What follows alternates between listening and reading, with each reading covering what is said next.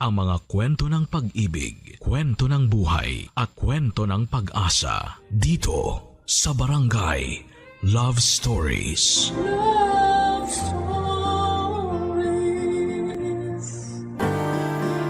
Maituturing na symbol status ang pagkakaroon ng maraming sapatos. Lalo na yung mga tatak talagang brand at sobrang mahal na kailangan talagang pag-ipunan. Kung para sa iba ay parang koleksyon lamang ang pagkakaroon ng maraming sapatos. Meron namang tao sa ating paligid o maging sa ibang bansa ang hikahos sa buhay. At kahit na isang pares ng sapatos ay wala silang maisuot. Ano nga ba ang pakiramdam ng isang batang walang sapatos? Ano nga ba ang pakiramdam ng naglalakad na walang sapatos sa gitna ng napakainit na kalsada? Dear Papa Dudut, maraming beses ko pong pinag-isipan ng sulat kong ito. Gusto ko lang pong sanang dalhin itong lahat hanggang sa huling hininga ko. Ngunit sa bawat araw ng pakikinig ko sa programa ninyo ay nagkaroon ako ng lakas ng loob para sumulat na sa wakas sa inyo. Ang kwento ko naman ang ibabahagi ko sa ating mga kabarangay. Ang kwento ko naman ang magbibigay aral o inspirasyon sa ating mga tagapakinig. Kung tutuusin, Papadudot, lahat ng hirap na dinanas ko ay parang isang pagsubok para pagsumikapan ang mga pangarap ko sa buhay. Kung hindi ako naghirap, wala siguro ako sa kinakatayuan ko sa ngayon. Ako po si Martina at sariwa pa sa alaala ko noong mga araw na wala kaming baon tuwing pumapasok sa eskwelahan ng kapatid kong si Hernan. Elementary kami noon, Papadudot, at nakaranas na kaming dalawa ng matinding pambubuli dahil sa mahirap lamang kami. Kesyo ang babaho daw namin dahil sa walang pambili ng uniforme ay mga pinaglumaan ng amo ng nanay ko ang isinusuot namin. Halata ang paninilaw dahil sa kalumaan ng tela. Sa aking murang kaisipan ay nainggit ako sa ibang mga bata na may maayos na mga sapatos. Lalo na tuwing unang araw ng pasukan. Nagpapayabangan ng kanilang bagong sapatos. Samantalang kaming dalawa ng kapatid ko ay gustong itago sa ilalim ng lupa ang mga paa namin dahil wala kaming mga sapatos. Hindi kaya ng mga magulang ko na bilhan kami kahit na isang pares lamang ng sapatos. Buong elementary ko, Papadudot, ay hindi nakatikim ng sapatos ang mga paa ko. Hindi ko alam kung ano ang pakiramdam na suot ang isang black school shoes. At hindi ko alam kung paano maglakad suot ang isang pares ng sapatos. Hanggang sa mag-high school na ako, Papadudot.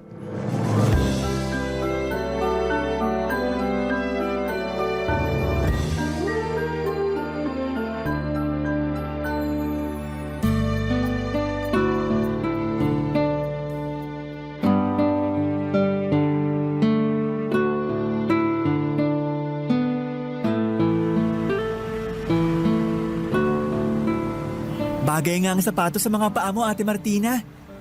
Sa ukay-ukay ko pa binili yan. Ingatan mo yan, ha? Salamat, Hernan. Pinaglaanan mo talaga ako ng sahod mo sa poultry para lang magkaroon ako ng sapatos. Siyempre, para kapag maging teacher ka na, ako naman ang bibilhan mo ng sapatos. Yung tulad ng sa mga basketball player. Sana nga makapagtapos ako. Mangyayari yan. Naniniwala kong kaya mo yan, ate. Hindi ka na ibubuli nung Lisa Faye na yun dahil may sapatos ka na. Naninibago nga ako eh. Parang iba sa pakiramdam ang may sapatos habang naglalakad tayo. Hindi ko nararamdaman ang init at saka yung sakit ng mga bato sa lupa. Ganito pala kapag may sapatos. Mawawala ng kalyo sa paa mo niyan, ate. Okay ka lang ba talaga sa trabaho mo sa poultry, Hernan? Oo naman.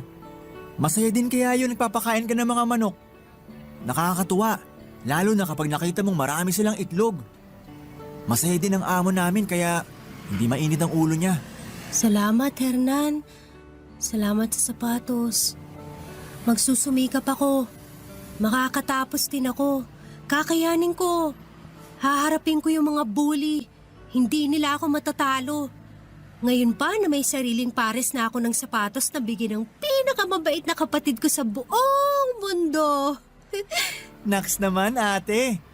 Basta, huwag kang magpapaapekto dun sa kanila. Sumbong mo sila sa akin. Hahagisan ko sila ng dumi ng manok, yung basa. Grabe naman yun.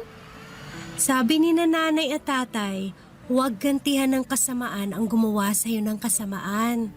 Sa bagay. Basta ate, masaya ako para sa'yo. Parang ako na rin na nag-aaral. Basta, turuan mo ako sa bahay tuwing wala kang pasok at wala rin akong trabaho ha. Sige, tuturuan kita sa lahat ng subjects.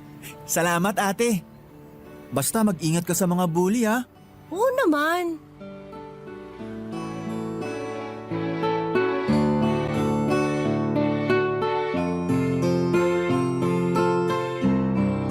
Natuto akong lumaban kay Lisa Fe at sa iba pang kaklase. Ito ba, Liza Fe? Sapatos. Alam kong sapatos, pero bakit ang pangit? Nagkasapatos ka nga, ang pangit naman. Wala ka na bang ibang nakita kundi ako? Hindi naman ang aanong sapatos ko sa'yo ah. Para sa akin, hindi pangit yung sapatos ko dahil bigay ito ng kapatid ko. Mukhang galing sa kung sinong patay at ninakaw mo sa kabaong yung sapatos mo. Yuck! Pwede ba tigilan mo na ako? Nung wala akong sapatos mula elementary, parati mo na akong inaaway dahil sa mahirap lang ako dahil wala akong sapatos. Ngayong may sapatos na ako, humahanap ka pa rin na pwede mong ibuli sa akin? Ano ngayon kung pangit? Hindi ko to ninakaw at hindi to galing sa patay. Oo, okay lang to.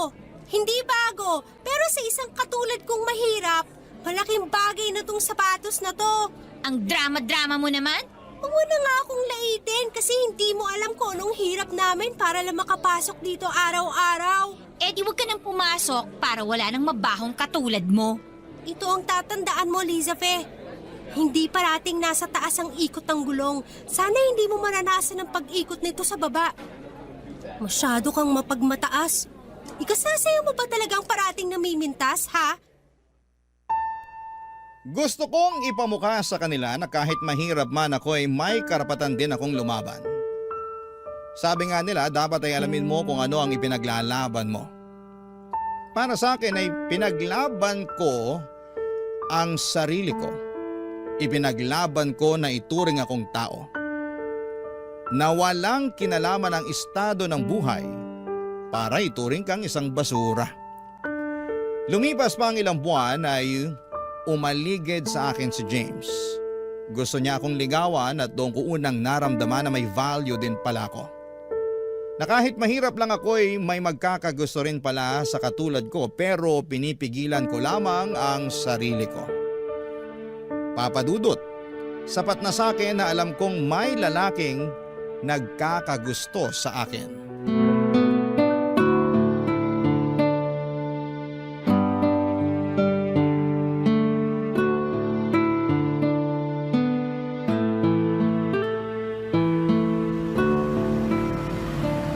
Martina! Martina! Hintay lang. Sandali. Ibibigay sana ako sa'yo eh. Ano yun, James?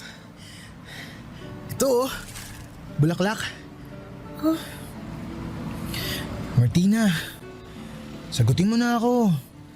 Alam mo naman na gustong gusto kita, di ba? James, ibigay mo na lang yan sa iba. Pero Martina, alam mo naman na ikaw talaga ang gusto ko eh. Ilang buwan na kitang sinusuyo. Tanggapin mo na sana yung pag-ibig ko. Gustong gusto talaga kitang maging girlfriend, Martina. Sorry talaga, James. Ayoko pa magka-boyfriend. Gusto ko pa makapagtapos ng pag-aaral. Alam mo naman na mahirap lang kami, di ba?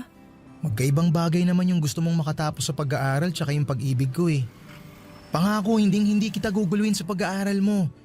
Bibigyan pa nga kita ng inspirasyon kung pahihintulutan mo ako eh.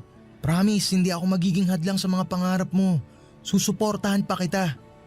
Salamat, James, pero buo ang desisyon ko. Gusto ko muna makapagtapos ng pag-aaral bago ako pumasok sa isang relasyon. Sige na, paparating na yung kapatid ko. Umalis ka na, please.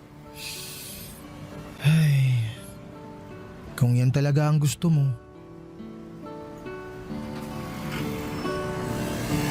Sino yun, ate? Ah, kaklase ko. Bakit parang... Umiiyak ka ba, ate? Tapat ako sa'yo, Hernan. Wala akong tinatago. Gusto ko lahat ng nangyayari sa akin kinukwento ko. Nanliligaw sa akin si James pero ayokong tanggapin ang pag-ibig niya kasi hindi ako handa. Wala akong karapatang umibig. Walang karapatang umibig ang isang tulad kong mahirap. Kailangan ko makapagtapos. Tama, ate. Magtapos ka muna. Pero mali yung sinabi mong walang karapatang umibig ang tulad nating mahirap. Alam mo lang kung anong prioridad mo sa ngayon. At hindi ang pagkaroon ng boyfriend ang pinunta mo sa paaralan, kundi ang magkaroon ng magandang kinabukasan. Kaya, punasan mo na ang mga luha mo, ate. O eto, may dala akong itlog ng manok. Binigay ng amo ko.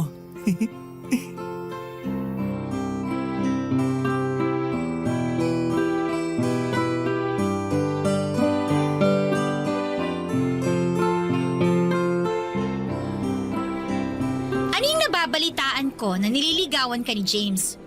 Totoo ba yung balitang yon? Magtapat ka nga sa akin, Martina. Bakit mo gustong malaman? Yung tanong ko ang sagutin mo, hampas lupa. Oo, nililigawan nga ako ni James. Ano naman ngayon? Sumusobra ka na! Ano ba? Bitiwan mo ako!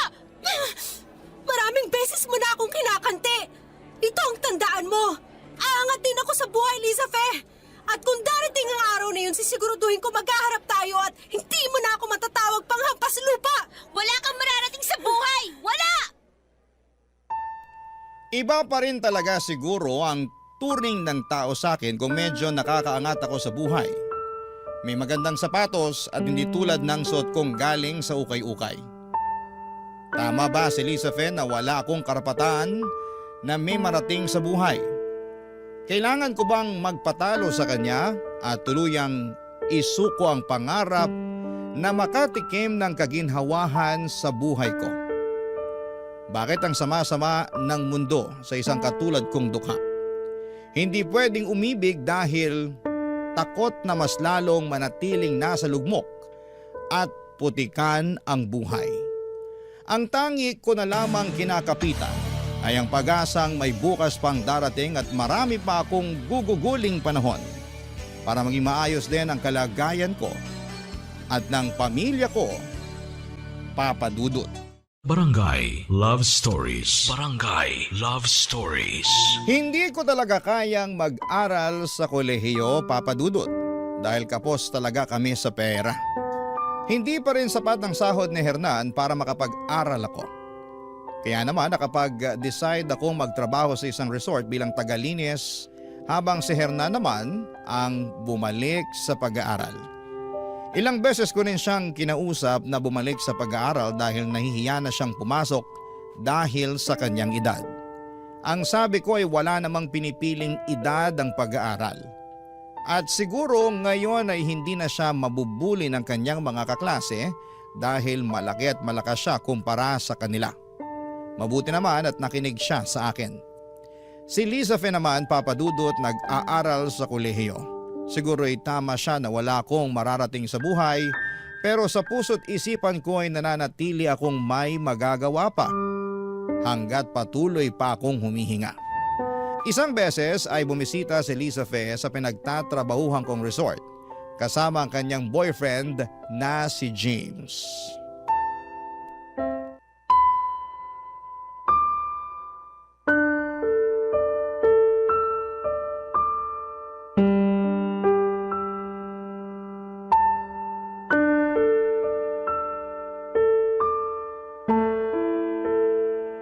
Dito ka pala nagtatrabaho.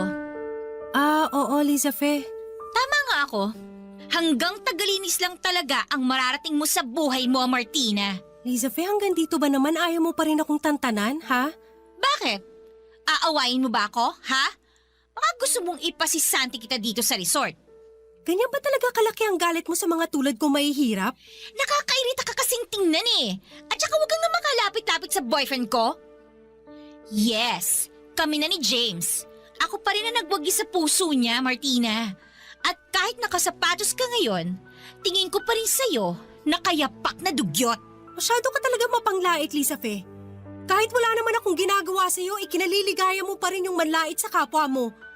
Sana balang araw, hindi mangyari na lalaitin ka ng iba dahil hindi biro ang laitin. Yung mararamdaman mo na sobrang liit ka sa harap ng ibang tao.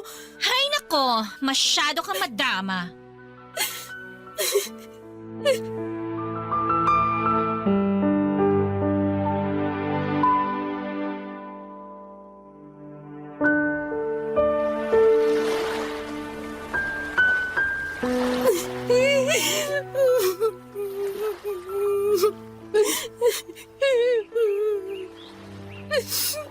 Bakit ba ang sama-sama mo? Oh, Martina? James? Dito ka pala nagtatrabaho? Oo. Mas lalo kang gumaganda. Pero bakit ka umiiyak? Hindi. Napuwing lang ako ng buhangin. Sige maiwan na kita. Teka lang muna sandali. Kakasimula pa lang natin mag-usap eh. Iiwan mo na ako agad. Magkwentuhan na muna tayo. Baka makita tayo ni Lisa Fe, magalit pa yun sa akin. Nagpapahinga ngayon yun sa kwarto namin. Bigla raw kasing sumakit yung ulo niya. Kaya pwede tayong magkwentuhan. Alam mo, namiss kita. Martina, parati kitang iniisip. Kalimutan mo na ako, James. Alam kong mahirap ang buhay para sa'yo. Siguro naman, hindi mo tatanggihan ang alok ko sa'yo ngayon. James, hindi ko kayang tanggapin ang pag-ibig mo. Tulad ng sinabi ko sa'yo noon. Tsaka, may girlfriend ka na. Si Lisa Fe. Nako, hindi ganun. Martina, makinig ka sa aking mabuti. May pera ako. Kaya kong magbigay sa'yo. Gusto kong maangkin ka kahit isang gabi lang. Ano? Magbabayad naman ako eh. Magkano ka ba? Malaki ang allowance na binibigay sa akin ng parents ko. Alam ko na kailangan mo ng pera. Hindi ko kailangan magpakababa at ibenta ang sarili ko para lang sa pera. Kahit mahirap ako, meron din akong dignidad, James. Bakit pa ang dali-dali para sa inyong husgahan ng mga katulad kong mahirap? Ha? Umalis ka na nga. Umalis ka sa harapan ko. Sobra ako na insulto sa sinabi ni James sa akin, Papa Dudut. Porket mahirap lamang ako ay kaya na niya akong pasunurin sa gusto niyang kababuyan para lamang sa pera. Naiinis ako ng sobra sa kanya, yung tinatago kong pagmamahal sa kanya ay biglang nawala at napalitan ng pagkagalit. Iba pa rin kapag may perang isang tao. Akala talaga nila ay mabibili nila lahat ng gusto nila at kaya nilang bilhin ng puri at dignidad ng isang tao na isang kahig isang tuka ang kalagayan sa buhay.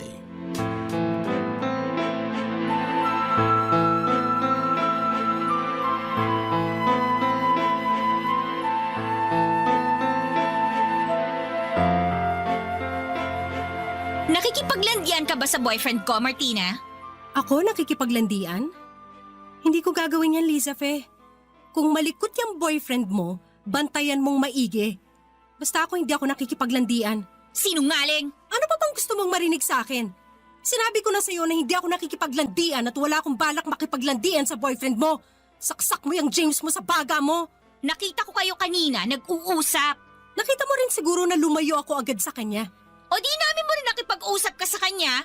Lumapit yung boyfriend mo sa akin. Lumayo ako agad dahil wala akong balak na agawin yung boyfriend mo. Kung ano man yung iniisip mo, mali yan. Kung wala ka ng ibang kailangan sa akin, naalis na ako. Hindi ako takot sa'yo. Bantayan mo yung boyfriend mong higad.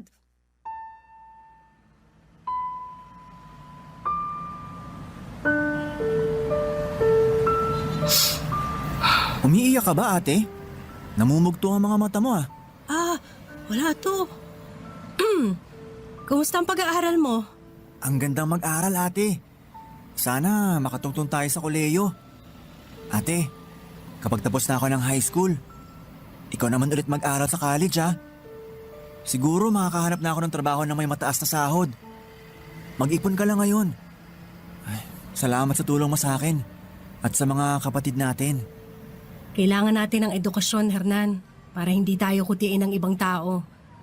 Gusto kong umangat tayo sa buhay at magkaroon man lang tayo ng matinong pares ng sapatos. Oo nga. Kahit butas-butas na tong sapatos ko ngayon, huwag mo nang pansinin ate. Huwag mo akong alalahanin. Hernan, ipangako mo sa akin na magsusumikap ka sa pag-aaral ha. Kapag may pagkakataon, mag-aral tayo sa kolehiyo. Ano bang gusto mo maging? Pulis, gusto kong hulihin yung mga bully. Sana maging pulis ka nga. Eh ikaw ate, Teacher, yung binabantayan din ng mga bata na hindi mabuli sa loob ng eskwelahan. sana makapasok tayo ng kolehiyo. Pati ang mga kapatid natin.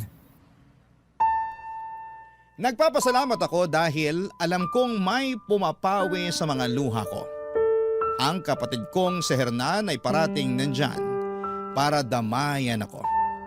Hindi ko na sinabi ang tungkol kay James, Papa Dudut. Ang gusto ko lang mangyari ay makaipon ako at makapag-aral at para maitaguyod ang sarili ko. Sana kahit si Hernan ay ganoon din. Ang tanging solusyon para tuluyang irespeto ang aming pagkatao ng ibang tao ay ang maging professional kami. Napakahirap.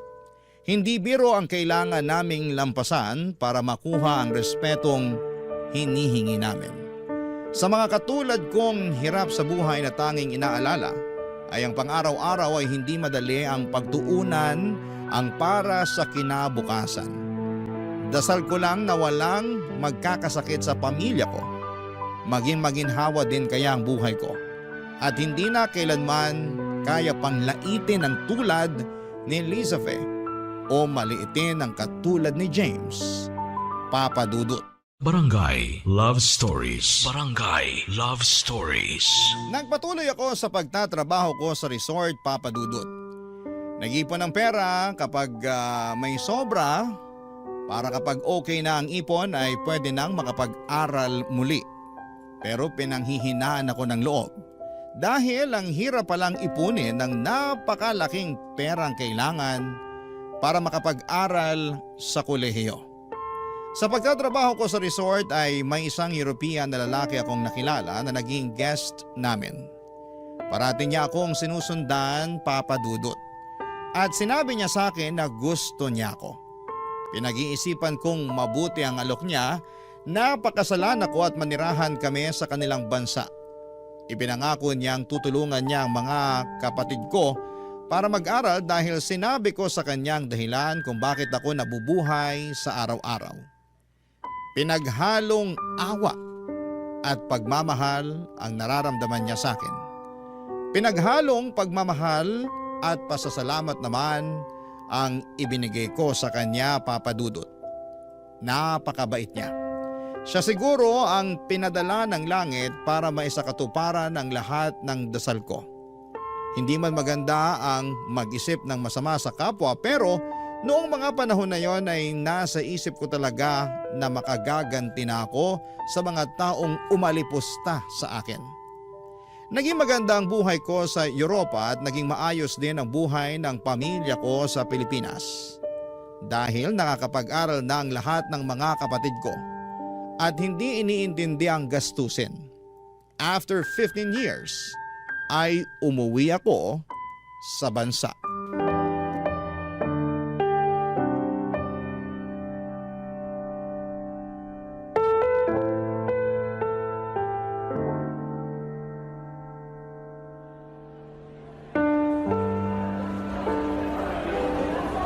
Ate, pwede na natin bilhin kahit ilang sapatos ngayon.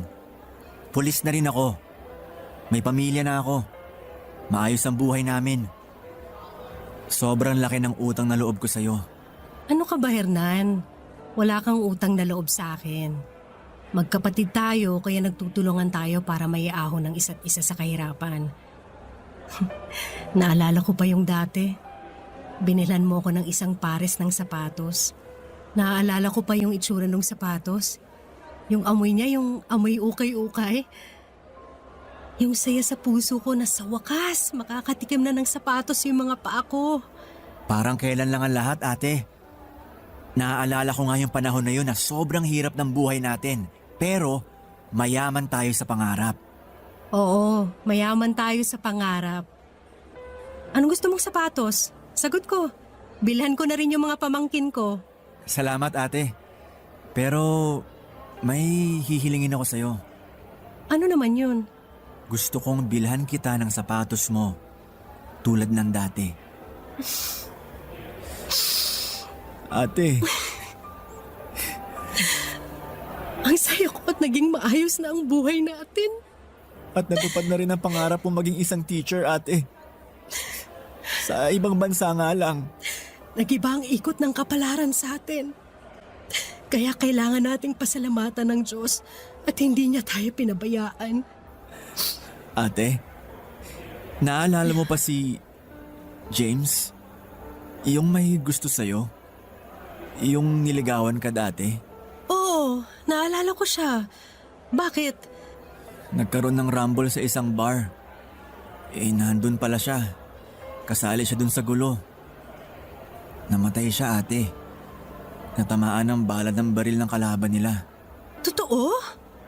Alam mo, hindi ko sinabi sa'yo dati na nahahanginan ako kay James. Buti nga hindi mo sinagot yun, ate. Paano na lang kung naging kayo? Oo nga. Pero ang lungkot naman ang naging dahilan ng pagkamatay niya. Kapag lumalapit ka sa ganon, tiyak na malapit sa kapahamakan ng buhay mo. Si Liza Fe, may balita ka ba sa kanya? Puntahan mo kaya? Magpakita ka sa kanya. Nasaan ba siya?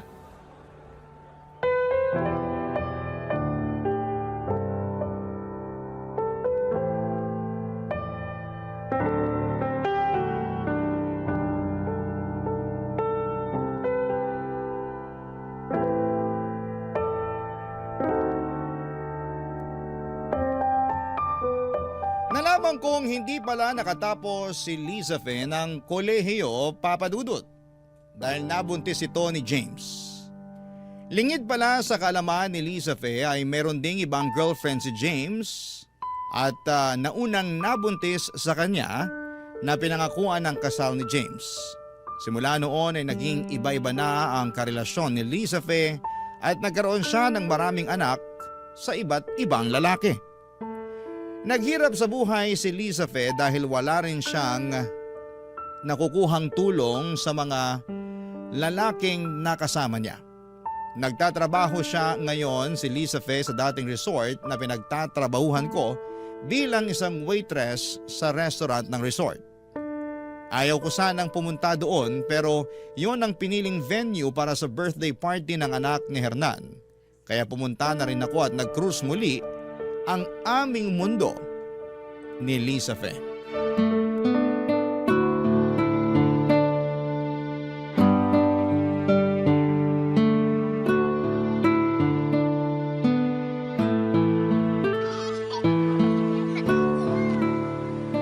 Liza Fe? Martina? Mabuti naman at natatandaan mo pa ako. Oo naman, natatandaan kita. Malaki nang ipinagbago mo at ng pamilya mo ah. Mayaman ka na. Ako, eto, naghihirap sa buhay. Martina, marami akong kasalanan sa'yo. Sana mapatawad mo ko. Liza Fe, matagal na kitang pinatawad. Nagpapasalamat nga ako sa'yo dahil naging pursigido ako sa pag-abot ng mga pangarap ko. Kung hindi dahil sa'yo, malamang wala akong pangarap sa buhay. Ang sama-sama ako sa'yo. Tama, tandang-tanda ko pang sinabi mo sa akin noon na hindi parating nasa itaas ang ikot ng gulong. Masyado akong mapagmataas. Hindi ko inisip na mararanasan ko yung pag-ikot ng gulong ng kapalaran sa ibaba. Naalala ko pa na wala kang sapatos noon na pumapasok. Pinagtatawanan kita. Ang sama kong bata pati nung high school tayo. Naalala ko nung binilang ka ng kapatid mo ng sapatos sa ukay. Nilait-lait ko pa yung sapatos mo noon. Hindi ko alam na para sa iba, malaking bagay pala yung maliit na bagay sa mga mata ko. Patawad. Patawarin mo ko, Martina. Tama na ang paghingi mo ng tawad. Pinatawad na kita. Kalimutan mo na ang nakaraan. Gusto kong maging magkaibigan tayo. Talaga? Ang ganda ng suot mong damit. Ibang-iba na ang itsura mo pero ganun pa rin ang puso mo, Martina. Alam mo, naikwento sa akin ni James ang nangyari sa inyong dalawa. Inalok ka pala ni James na bayaran para maikama ka niya. Gago talaga yun. Pero mahal ka daw niya. Ikaw daw ang mahal niya. Masakit daw sa kanya yung ginawa niya sa'yo noon. Sama namin sa'yo, Martina. Basta ang importante, yung ngayon. Kailan ang day off mo? Bukas. Samahan mo ako.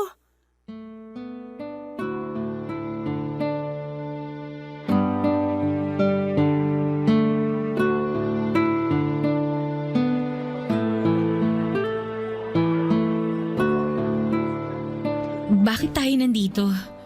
Lisa Fe, dati tinitignan ko parati yung mga sapatos mo. Nangarap ako na sana balang araw magkaroon din ako ng mga sapatos ng tulad sa'yo.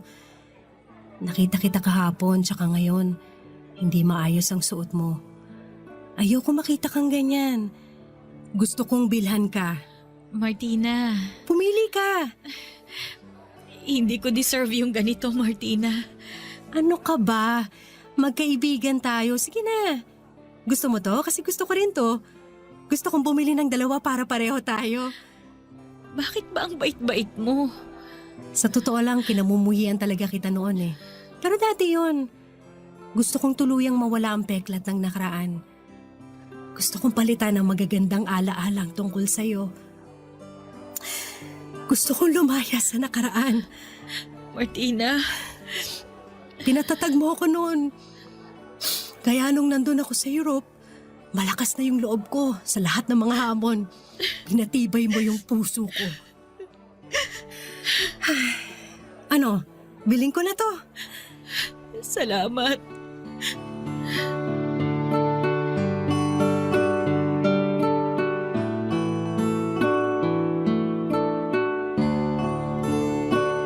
Naging magkaibigan na kaming dalawa ni Lisa Fe Papadudut. Ang dating parang aso't pusa ay sobrang malapit na sa isa't isa.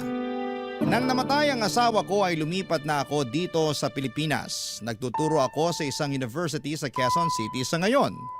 Ang buhay ay parang laro. Dapat ay kailangan mong alamin kung paano mo maipapanalo ang iyong buhay. Kapag may bully sa iyong paligid ay tignan mo kung bakit kanya binubuli at magsumikap ka na sa muli ninyong pagkikita ay hindi na niya kayang ibuli ka dahil malayo na ang narating mo dahil pinatibay ka na ng mga sugat na ibinigay niya sa iyo. Sana ay hindi maging sukatan ng pagkatao kung ano ang suot na sapatos ng tao o wala man itong suot na sapatos. Sana ang maging sukatan ay ang puso at ang dangal ng isang tao. Umaasa ako na may nakuhang aral sa kwento ng buhay ko ang ating mga kabarangay Papadudut. At maraming salamat sa inyo sa patuloy po ninyong pagbabahagi ng boses naming mga ordinaryong tao. Maraming salamat po. Ang inyong forever kapuso at kabarangay Martina. Ano ang masasabi mo sa ating Barangay Love Stories today? Aabangan namin yan sa aming comment section. Ang mga kwento ng pag-ibig, kwento ng buhay, at kwento ng pag-asa dito sa Barangay Love Stories. Love Stories.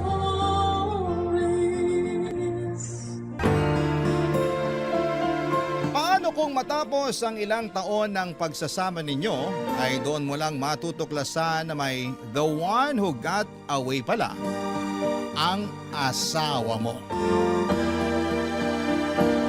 Dear Papa Dudo, isang magandang araw po sa inyo at sa lahat ng mga listeners sa ating mga kabarangay. Ako po si Mika, 32 years old, mother of 2. Maglilimang taon na rin po akong housewife. Mula po kasi nang ipanganak ako or pinanganak ko ang aking bunso 5 years ago.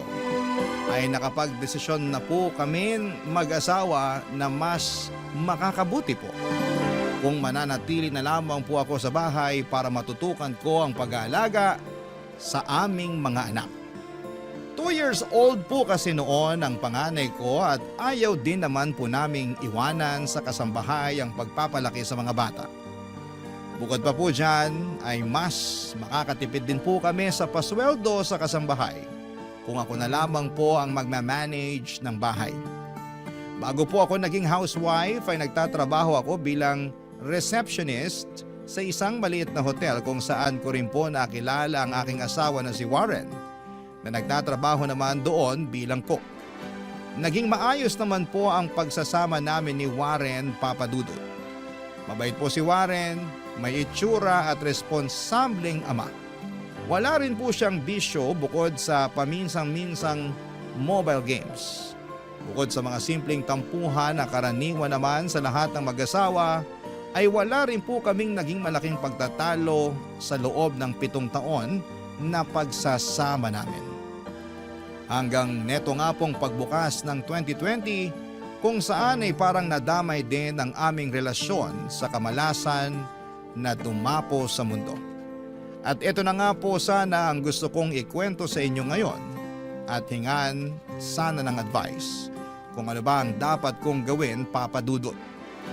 Totoo nga po siguro ang sinasabi nila na mararamdaman ng isang babae kung ang kanyang asawa ay may third party. At neto nga pong January 2020 ay napansin ko na may naging pagbabago sa kilos ni Warren. Nung una ay in denial pa po ako dahil nga sa tagal naming nagsasama ay never pa pong ng babae si Warren. At least, hindi ko naramdaman na may iba siya. Pero neto pong January ay kakaiba talagang naging kutob ko. At lingid sa kaalaman ko yun, ayun na nga po pala ang magiging simula ng pinakamalaking pagsubok sa pagsasama namin.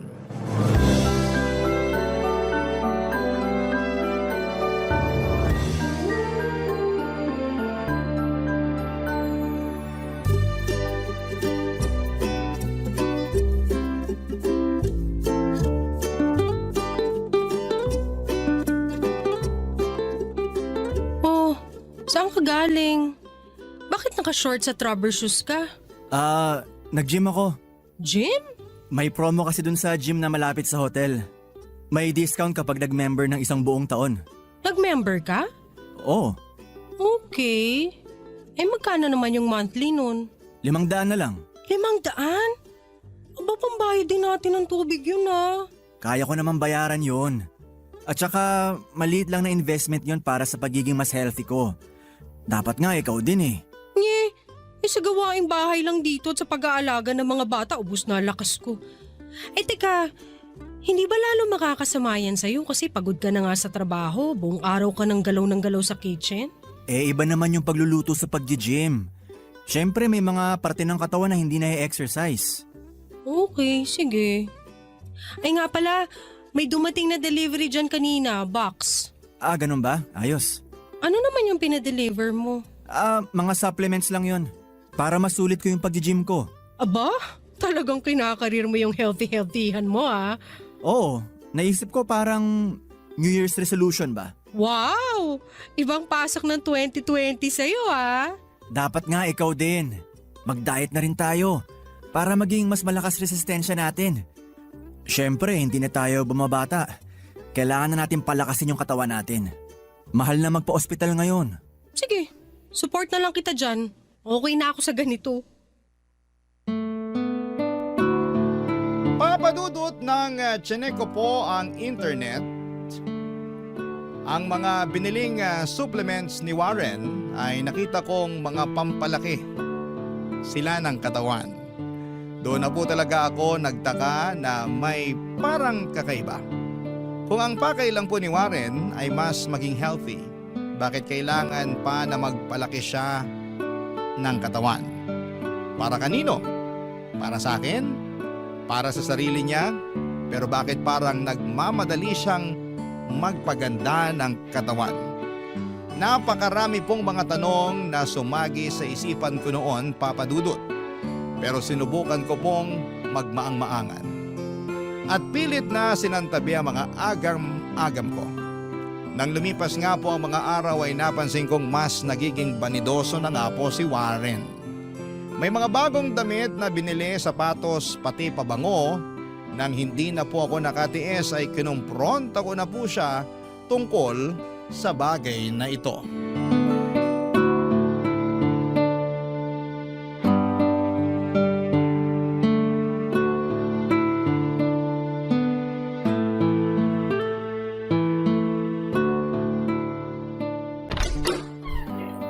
Oh, anong ginagawa mo dyan sa cabinet ko?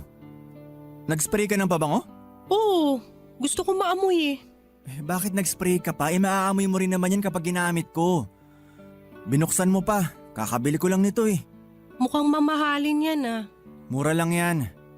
May nagbebenta lang dun sa hotel. At nag-shopping ka rin pala nung isang araw?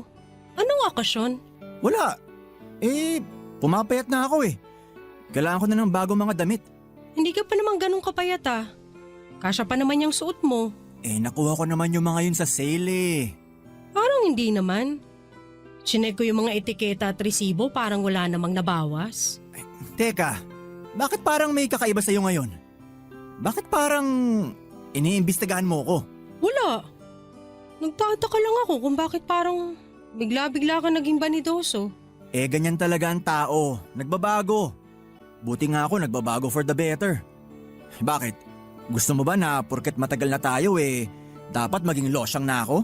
So para sa akin yung ginagawa mong pagpapapogi at pagpapalaki ng katawan. Syempre para sa'yo, kanino pa ba? At anong pagpapalaki ng katawan sinasabi mo dyan? Yung binili mong mga gamot na isang araw, sinearch ko sa internet. Pampalaki pala ng katawan. Hindi naman pampalaki yun. Para lang yun masulit yung pag-gym ko. Naku sana talaga totoo yung mga sinasabi mo. Alam mo Mika, huwag ka na mag-isip ng kung ano-ano. Hindi ba pwedeng magpapogi ang mga lalaki? Ikaw rin naman, bili ka ng bili ng makeup ah. Nagagamit mo lang naman kapag nagsisimba ka. Parang ganon din ako. Basta, siguraduhin mo lang yan sinasabi mo ha. Hindi, makukuha mo talaga sa akin ang hinahanap mo. Sus! Ito talagang asawa ko. Selosa ka pala. Kasi naman kung kailan ka tumanda tsaka ka pa nagpapapogi dyan. Uy, kung makamatanda ka naman dyan, 32 lang kaya tayo. At saka, bakit ka ba galit na galit? Para sa'yo naman tong pagpapapogi ko. Sus! Ay nako, siguraduhin mo lang Warren kundi malilintikan ka talaga sa akin.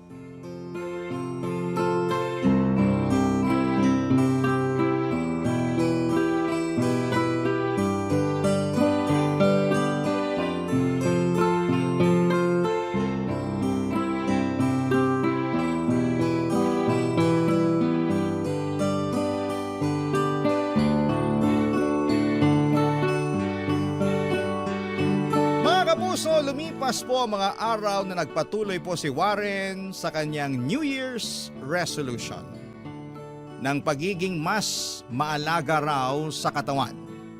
Kahit na busy sa trabaho ay parang halos 3 beses sa isang linggo siya kung mag-gym. At nung tumagal na nga po ay halos parang araw-araw na niya itong ginagawa.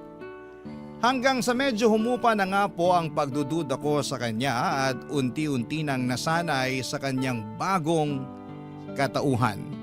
Lalo pa po dahil unti-unti na po ulit akong nagwapuhan sa asawa ko. Kaya hindi na ako nagreklamo pa. May itsura naman po kasi si Warren kahit na noon pa. Sa katunayan nga po ay nung una ko siyang makita sa hotel, na pinagtatrabahuhan namin ay naging crush ko na po siya kaagad.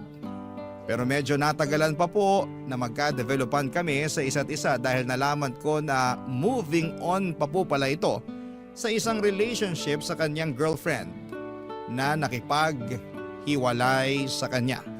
Dahil gusto nitong mag-abroad samantalang ayaw po ni Warren na umalis ng bansa. Yung babae naman po ay ayaw ng LDR. Kaya ipinagpalit niya ang relasyon kay Warren para maabot ang mga pangarap niya. At nalaman ko rin po Papa Dudut na ako pala ang pumalit sa posisyon ng babaeng yon sa hotel. At sa pagbibiro ng tadhanay, ako rin po ang pumalit sa kanya. Sa puso ni Warren, Papa Dudut. Barangay Love Stories. Barangay Love Stories. Matapos nga po ang ilang linggo ay maski po ako ay nahumaling at nainganyo na rin kay Warren, Papa Dudut. Naging mas healthy at conscious na po ako. Nagbawas na ng mantika sa mga niluluto ko at binawasan na ang mga binibiling chichirya para sa bahay. At nag-exercise na rin po.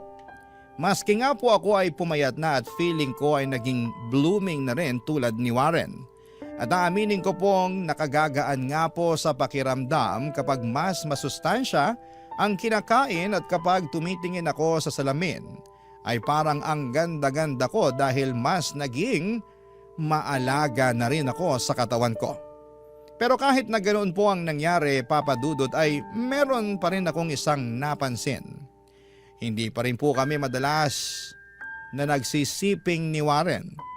Minsan nga po pakiramdam ko kapag ginagawa namin yon ay parang distracted po siya sa ibang bagay. At doon po bumalik ang pag-aalinlangan ko kung para kanino nga ba ang naging pagbabago sa ugali ni Warren. Para sa akin po ba, sa kanya o baka naman para sa iba na? At parang dininig nga po ng Diyos ang mga pag-aalinlangan ko ng minsang hindi sinasadya na magkita kami ng dati naming katrabaho na si Thea sa isang grocery nung ako'y namimili. At nang magkakumustahan ay nagkayayaan kami na magkape at magkwentuhan, Papa Dudut.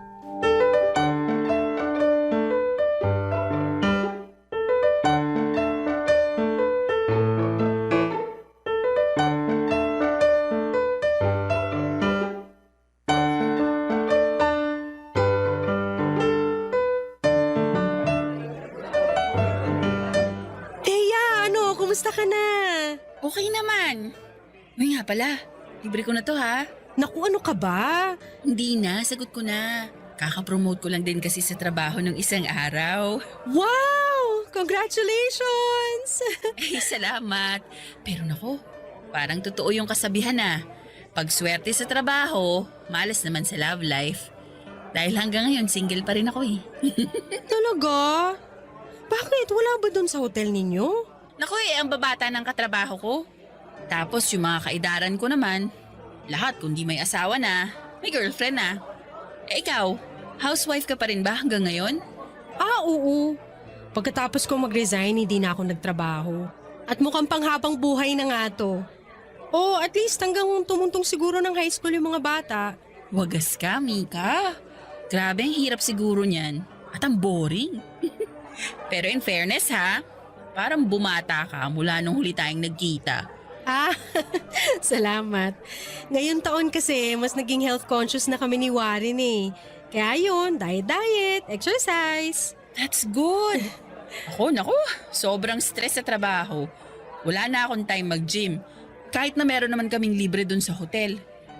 Buti nga, nagkita tayo ngayon. Nakahinga-hinga man lang ako. Kahit nga tuloy yung reunion ng batch namin ni Warren, hindi na ako nakapunta. Reunion ng batch nyo? Oo, sa hotel. Yung batch namin ni Warren. Diba parang kami yung mga first trainees dun? Talaga? Kailan? Di mo ba alam? Mga 2 weeks ago siguro. Teka, hindi ka ba sinabihan ni Warren? Hindi. Wala naman siyang nababanggit. Pero late na nga siyang umuwi nung isang Sabado. Ang sabi niya, nagkayayaan daw sila ng inuman ng kitchen staff. Ba't kaya? O bakit? Wala. Oy, Thea, ano yan? Sabihin mo sa akin, kundi, naku! Parang wala tayong pinagsamahan, ha? Hindi. Baka kasi hindi ka in-invite ni Warren kasi ayaw niyang maging awkward. Andun kasi si Ana. Si Ana? As in yung ex-girlfriend ni Warren? Oo. Bumalik kasi ng Pilipinas galing Abu Dhabi. Yun nga rin yung dahilan kung bakit nagkayayaan ng reunion eh. Ganun ba?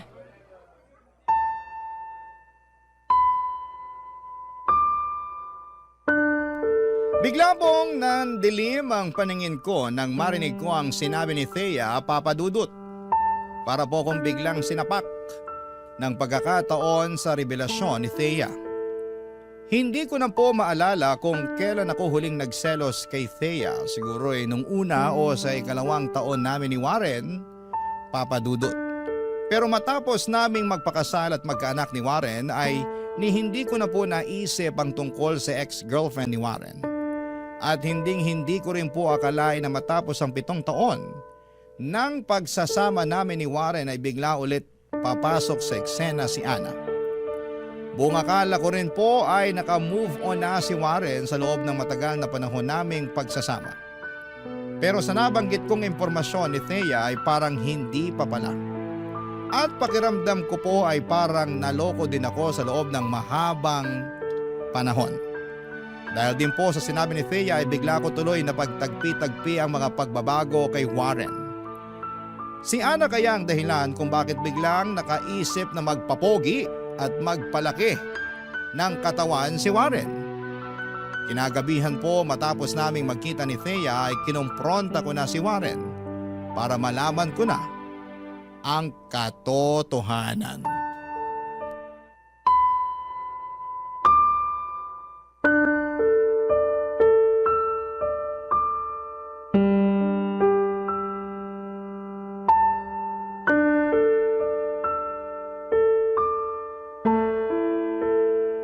Warren!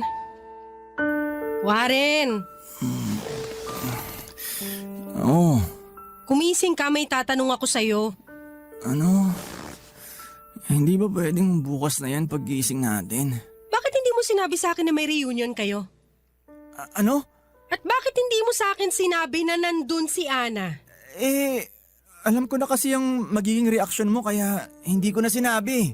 Bakit mo naman iisipin na ganito ang magiging reaksyon ko? Siyempre, dahil ex ko yung tao. So kahit na more than 7 years na kayong hiwalay, kasal na tayo at may mga anak na tayo, iniisip mo pa rin na magseselos ako kay Ana, ganun ba? Oo. Hindi mo ba naisip na sa pagtatago mo ng totoo, mas lalo akong maghihinala sa'yo? Maghihinala na ano? Pwede ba, Mika? Gabing-gabi na. Ginising mo ako para dyan sa walang kakwenta-kwentang bagay na yan? Kailan mo nalaman na babalik si Ana dito? Ewan, hindi ko alam. Doon ko lang nalaman nung nag-attend ako ng reunion. Sinungaling? Anong sinungaling? Kaya kayo nag-reunion dahil bumalik si Ana sa Pilipinas? Yun ang dahilan. Siya ang nagyaya, tapos sasabihin mo na hindi mo alam? Teka, bakit ba ang dami mong alam? Sino ba nagsabi sa'yo? Huwag mo ibahin ang usapan. Hanggang ngayon nagsisinungaling ka pa rin sa akin. Hinaan mo ang boses mo. Magigising ang mga bata. Ano ba yan, Mika? So kaya ka ba bigla nag-gym? Ha? Kaya ka bigla nagpalaki ng katawan para ihanda ang sarili mo sa pagmumotel nyo? Napakabastos yung bibig mo, ha? Tumahimik ka na. Sagutin mo ako! Hindi nga! Tumigil ka na dyan sa pagiging silosa mo na wala namang batayan. Etong tandaan mo, Warren, ha? Barkado ka na sa akin. Malaman ko lang na may ginagawa kayong milagro ng Ana na yon, hindi ako magdadalawang isip na hiwalayan ka! Matulog ka na dahil ini-stress mo lang ang sarili mo dyan sa pagiging insecure at malisyosa mo.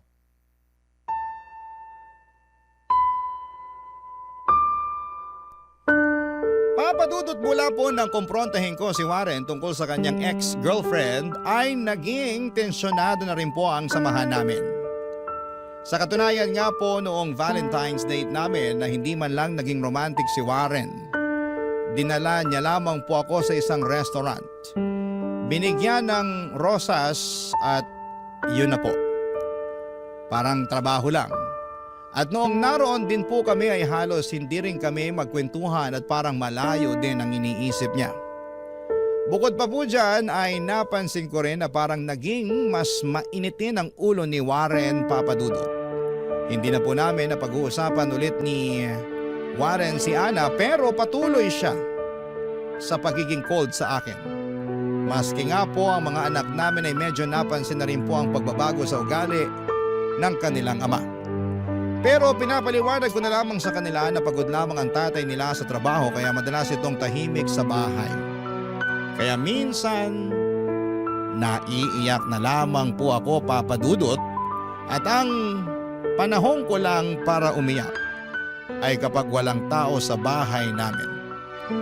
Kapag nasa eskwelahan ng mga bata at nasa trabaho naman si Warren, gulong-gulo na po ang isipan ko, Papa Dudut, dahil para akong may kalaban na hindi ko nakikita. Pero hindi ko rin naman po alam kung dapat nga ba akong mangamba o masyado lamang akong napaparanoid at insecure. Kagaya na nga rin ang sinabi sa akin ni Warren. Barangay Love Stories. Barangay Love Stories. Hindi ko na rin po napigilan ang sarili ko, Papa Dudut, at nag-imbestiga na ako kay Ana. Sinearch ko siya sa internet at ang kanyang mga social media accounts, pero lahat po ay naka-private at wala akong ibang makita na impormasyon. Maski po ang mga common friends nga nila ni Warren ay inestalk ko na rin po sa mga social media, pero wala rin po akong masyadong makuhang impormasyon.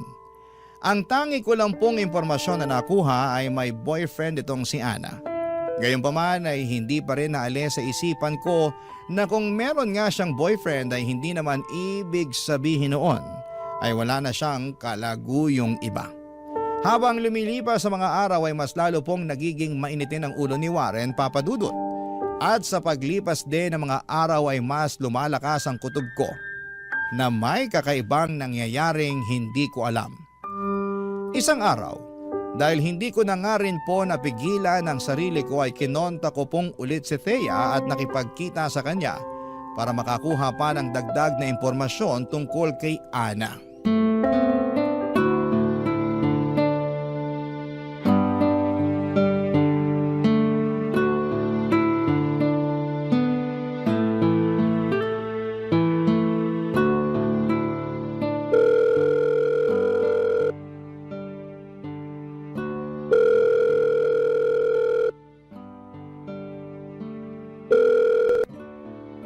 Friend!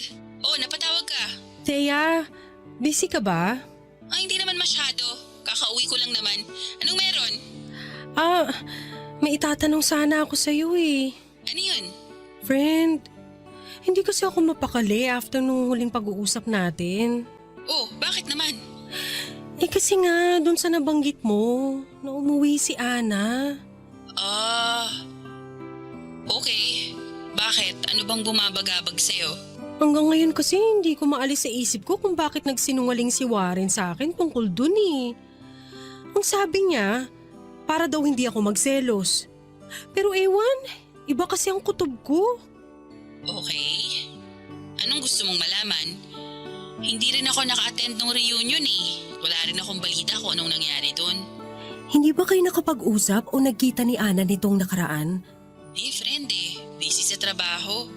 Nag-message lang ako sa kanya na welcome back sa Pilipinas tapos nag-thank you siya. Yun na rin yung huli namin pag-uusap. So friends kayo sa social media, no? Oo. Ngayon, paparanoid ako eh. Feeling ko kasi parang may kakaiba kasi sa kinikilos ni Warren itong mga nakaraang linggo. Ha? So kutob mo na may relasyon sila? Hindi naman. Ewan. Pero friend, ewan ko ha. Kasi ang huli kong alam kay Ana, 5 years na sila ng boyfriend niya. Tapos nung isang linggo, nakita ko nag-post siya na engaged na sila. Parang nung Valentine's lang ata nag-propose. Ha? Oo. Well, mukha naman silang masaya dun sa pictures ng fiancé niya. Ganun ba? So ayun. Bakit hindi mo nalang kausapin si Warren tungkol dyan? Kinausap ko na nga siya pero nagalit lang. Silosa daw ako at insecure. Anyway, sige Thea ha, maraming salamat. Pasensya na sa istorbo. At matapos nga po namin mag-usap ni Thea, ay magkahalong ginhawa at takot po ang naramdaman ko, Papa Dudut.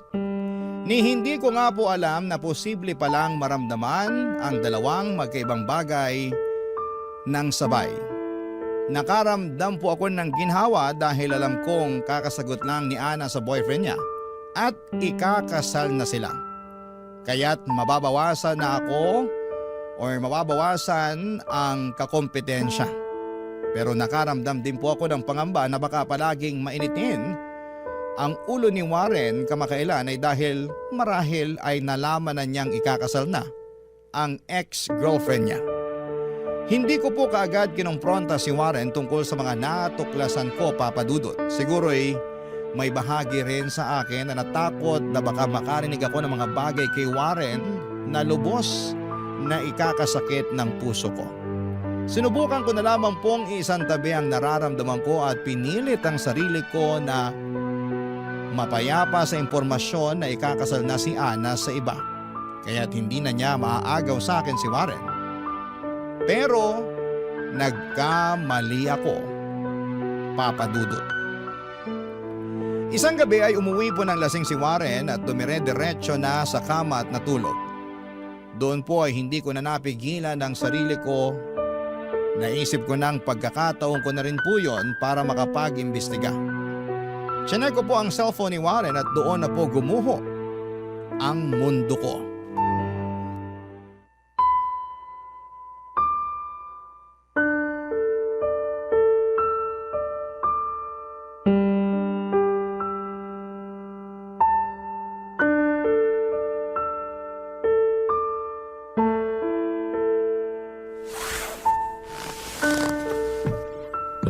Silipin ko nga tong phone mo kung wala ka talagang tinatago.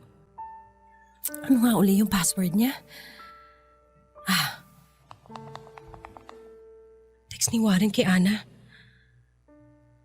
Ana, mahal na mahal pa rin pala kita. Ana, please wag ka muna magpakasal.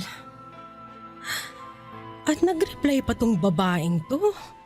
Warren, parang awa mo na. Patahimikin mo na ako. Dapat hindi na lang ako nakipagkita sa'yo. Maawa ka sa asawa mo. Warren! Warren, kumising ka dyan! Ano ba? Kumising ka, sabi! Ano ba ang problema? Ang ingay-ingay mo. Ano to mga message na to kay Ana, ha? Anong message? Eto! Ana, mahal na mahal pa rin pala kita. Ana, please, huwag ka muna magpakasal. Ana, bigyan mo naman ako ng pagkakataon pa. Ano to mga to? Akin na yan. Ayop ka! Ayop ka! Ayop ka! Kailan pa? Kailan mo pa ako niloloko? Hindi kita niloloko. So ano yan? Huling-huli ka na, itatanggi mo pa? Mahal mo pa rin si Ana! Niloko mo ako! Hindi ko sinasadya. Hindi ko sinasadya. Akala ko naka-move on na rin ako, Mika. Maniwala ka. Pero nung nakita kami, ewan ko, parang bumalik lahat. Bumalik lahat? Kaya pala babalikan mo siya at iiwan mo kami ng mga anak mo? Ganun ba plano mo, ha? Hindi. Ewan ko. Naguguluhan ako. Huwag ka na maguluhan! Lumayas ka na dito! Iwanan mo kami ng mga anak mo at sumama ka na dyan sa ano mo na yan! Hindi ko gagawin yan. Hindi mo gagawin pero yun ang gusto mong gawin, di ba? Patawarin mo ko. Hindi! Hindi kita mapapatawad! Ayaw mo malas, ha? Ito, alisin mo lahat ng mga gamit mo dito! Umalis ka na! Puntaan mo na yung Ana na yun! Pigilan mo siya sa pagbabakasal niya! Mika, ano ba? Matulog na lang tayo. Hindi! Sa tingin mo makakatulog pa ako? Sa tingin mo makakatulog pa ako bukas? Sa isang araw o sa isang linggo? Hindi! Hindi ako makakatulog hanggang nandito ka at nakikita ko yung pagmumukha mo! Hindi ko kaya matulog sa isang bahay na kasama ang asawa ko na sa loob na ilang taon may iba naman palang mahal! Lumayas ka! Lumayas ka na! Mika, please. Pag-usapan natin to. Wala na tayong dapat pag-usapan. Niloko mo ako, Warren. Niloko mo kami ng mga anak mo!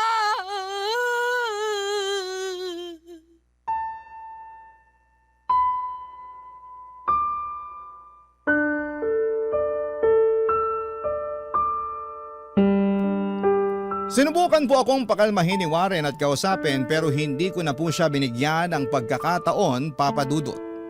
At kinabukasan matapos ng insidenteng yon ay umalis na nga rin po si Warren sa amin at nakituluyan muna sa kanyang kapatid.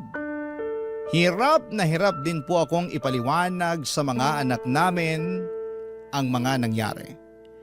Ang sinabi ko na lamang po ay kailangang umalis muna ng papa nila sa bahay dahil may trabaho ito. Pero hindi ko po alam kung paano ipapaliwanag sa kanila ang komplikadong dahilan kung bakit kami naghiwalay ng tatay nila. Hanggang sa inabot na nga po ng quarantine at tuluyan na kaming nagkahiwalay ni Warren, Papa Dudut. 6 na buwan na po siyang hindi umuwi at hindi pisikal na nakikita ang mga anak namin. Matapos niyang umalis sa amin ay halos ilang buwan din po akong sinubukang kausapin ni Warren tungkol sa mga nangyari. Maski ang kapatid niya at mga magulang namin ay namagitan na para magkaayos kaming muli. Alalang-alala daw ang mga bata. Pero napakahirap po sa puso ko, Papa Dudut. Dahil parang na-trauma na ako sa mga nangyari. Alam ko po kasi na makipagbalikan man ako kay Warren ay nagbago na ang lahat. At habang buhay na akong mahihirapan na magtiwala sa kanya. Kaya rin po ako sumulat sa inyo, Papa Dudut, ay para makakuha ng opinyon sa ating mga kabarangay kung ano nga ba sa tingin nila ang dapat kong gawin. Mahal ko pa rin po si Warren at para sa mga anak namin ay gusto ko rin pong makipagbalikan sa kanya. Pero matapos po ng ginawa niya, ay nahirapan na akong maniwala na tapos na talaga ang nararamdaman niya para kay Ana. At ako na ang pinipili niya. Maraming salamat po, Papa Dudut, sa pagbasa ng aking liham. Ang inyong forever, kapuso at kabarangay, Mika. Nalilito pa rin sa live ang ating kabarangay. Ano kaya ang maipapayo mo sa kanya? Ibahagi mo yan sa ating comment section para mabasa rin niya.